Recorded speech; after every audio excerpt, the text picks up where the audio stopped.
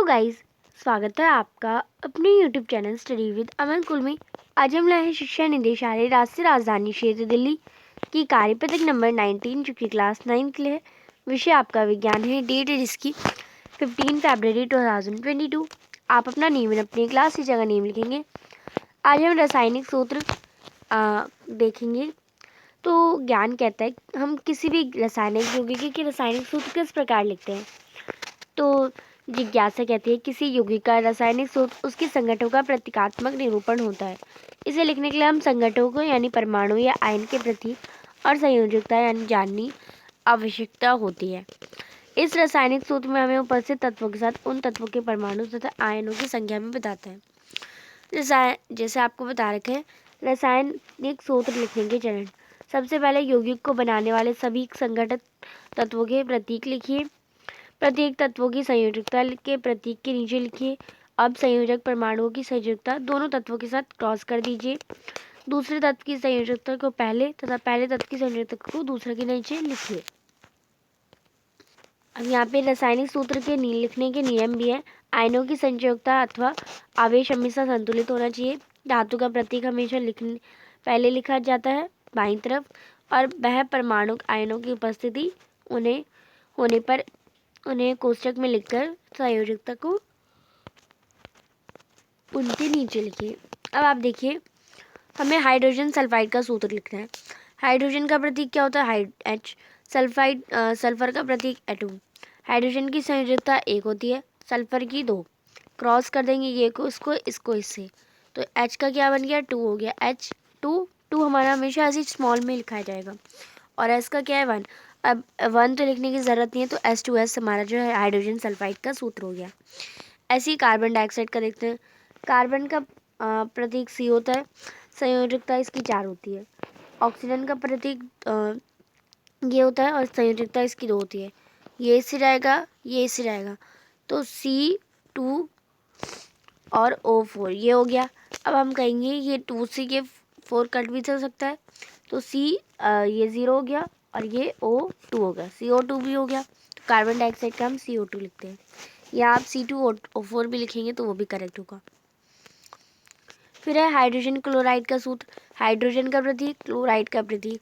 Hydrogen का संयोजकता 1 होती है, क्लोराइड की भी 1 होती है। इसको इससे करेंगे HCl बनेगा, क्योंकि हमें 1 लिखने की ज़रूरत नहीं होती। H1Cl1 ऐसे लिखेंगे, इस अच्छा हम HCl लिखते हैं। नेक्स्ट है मैग्नीशियम क्लोराइड का सूत्र। मैग्नीशियम का Mg होता है, क्लोराइड का Cl होता है। Mg की संयोजकता 2, क्लोराइड की 1। Mg का 1 का हम लिखते नहीं है, फिर Cl में हम 2 कर देंगे, MgCl2। फिर कैल्शियम ऑक्साइड का सूत्र। तो कैल्शियम की Ca होती है, कैल्शियम का Ca होता है, पर 2+ की होती है संयोजकता, और वो में -2 की होती है। तो आप देखिए Ca हमारा Ca2 हो जाएगा और ये हमारा O2। अब इधर दोनों सेम ही है, तो CaO भी हम लिख सकते हैं। नेक्स्ट है आपको आयनिक यौगिकों के सूत्र के उदाहरण। अब यहाँ पे आयनिक योग है, जैसे सोडियम कार्बोनेट का सूत्र, Na हमारा सोडियम और कार्बोनेट CO3, तो इसका 1 इसका 2। अब ये आप देखिए Na2 हो गया और CO3 × 1 है, तो 3 × 1 3 होता है। नेक्स्ट है एल्यूमिनियम सल्फेट। एल्यूमिनियम का +3, सल्फेट का SO4। तो एल्यूमिनियम इसको इससे मल्टीप्लाई, इसको इससे मल्टीप्लाई, एल्यूमिनियम का 2 लिख दिया हमने। अब सल्फेट का 4 हमारा पहले से था, तो सल्फेट का 4 इतना लिख दिया हमने। सल्फेट का 4 एंड 3 हमारा बाद में भी है, इसमें भी 3 है, तो हमने एल्यूमिनेट सल्फेट। और जब आप देखिए पहले से आपको नंबर दे रखे हैं तो आपको ब्रैकेट लगा देना है। नेक्स्ट है मैग्नीशियम हाइड्रोक्साइड। Mg का 1 एंड OH का 2, तो Mg और OH2।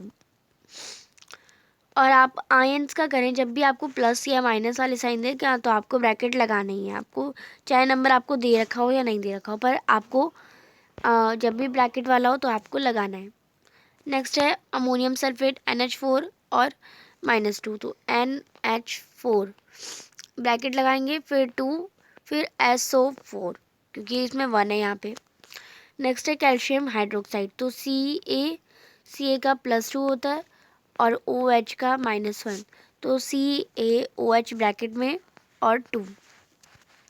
फिर है सोडियम नाइट्रेट, तो सोडियम नाइट्रेट का N, सोडियम का Na का 1 ही होता है, और नाइट्रेट NO3, तो सोडियम नाइट्रेट। तो एक रासायनिक सूत्र क्या प्रदर्शित करता है? तो एक रासायनिक सूत्र हमें तत्वों के बारे में जानकारी देता है जो यौगिक बनाते हैं और नहीं।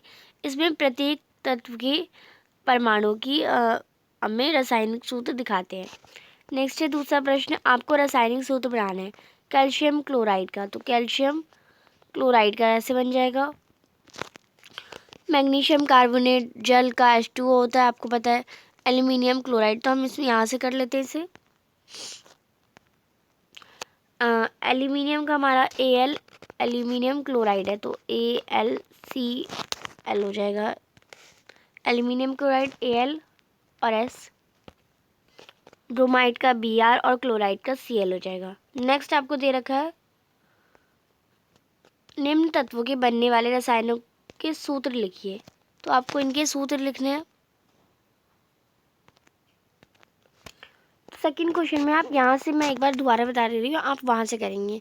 तो कैल्शियम क्लोराइड है, तो कैल्शियम का आपका होता है Ca और क्लोराइड का आपका होता है Cl। Ca का होता है 1 और Cl का होता है 2। क्रॉस मल्टीप्लाई करेंगे Ca2 और Cl, सॉरी इसका 2 होता है, इसका 1 होता है। Ca का 2 और Cl का 1, तो ये हमारा फॉर्मूला बनेगा CaCl2।